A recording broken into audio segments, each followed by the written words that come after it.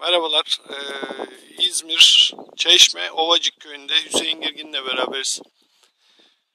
Hüseyin Bey, biraz anlatır mısınız bize? Enginleri kaç senedir yapıyorsunuz? Biraz kendinizden bahsedin lütfen bize. Ben engin ağacılığı 84 yılından beri yapıyorum. Fakat bu cinsi, İspanyol cinsini 8 senedir yapıyorum. Çok memnunum. Ürün hasat başından hasat sonuna kadar gül kökten 20 adet kesiyorum. Şu an görmüş olduğunuz ikinci mahsuldür. 10 tane mahsuldür. Yani Hüseyin Bey, ne zaman dikiyorsunuz bunu? Ne zaman hasata başlıyorsunuz? İkinci ürün derken ne kastediyorsunuz? Bize anlatır mısınız? Bittikten sonra ikinci kök dibinden gelenlerden ikinci ürün. Bunu hangi tarihten sonra yapıyorsunuz? Birinci ürün Temmuz'da dikiyorum. Evet.